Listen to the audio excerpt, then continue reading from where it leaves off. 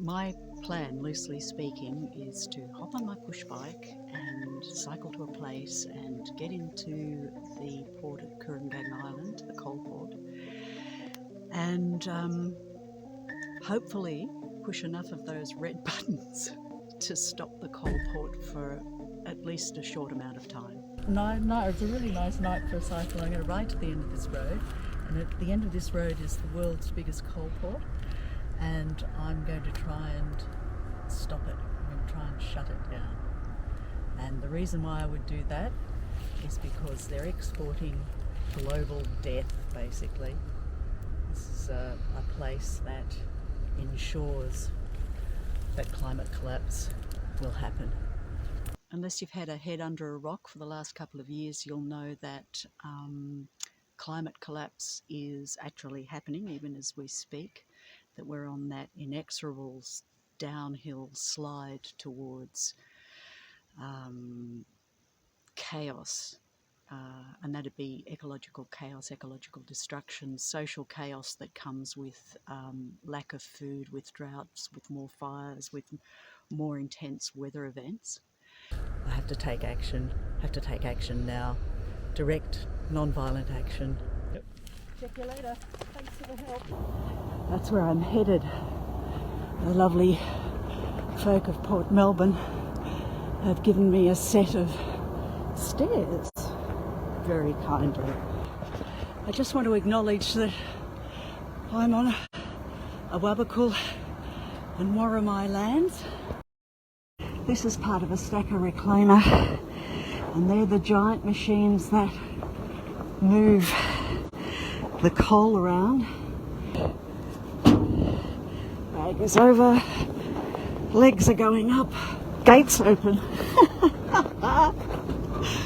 And this is the coal, the 1% of world's coal production from the biggest port in the world. We need to take direct action. And it needs to specifically target the corporations and the industries that are basically condemning us to death. Stopping the port just for a couple of hours is an excellent thing to do. What I urge everybody who can possibly take non-violent direct action is to start pushing the red buttons on this system, because this system is killing us. This system has never worked. These people are not stopping. These companies are not stopping. We need to change. We seriously need to change our thinking. We are not the people who are defending the earth. We are the earth defending itself. And I'm going to go and push that big red emergency stop button, and then I'm going to invite you to a cup of tea. I'm just going to start pushing all of these buttons. So, stops. Someone headed in this direction. So without much further ado,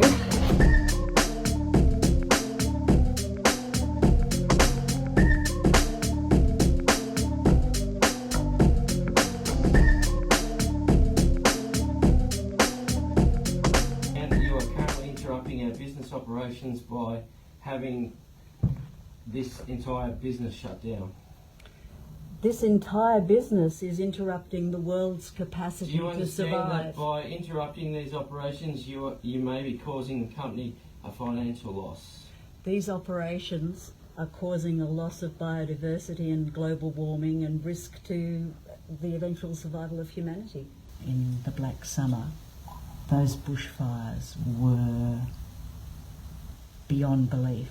So we left and we went up to a climate rally in Canberra and just went, well, you know, if we get back and there's a house, there's a house. But I can tell you that being evacuated and sharing the Bega Valley showground in that thick midnight dark daytime smoke with hundreds of panicked people in their cars, horses, dogs and other pets, completely panicked.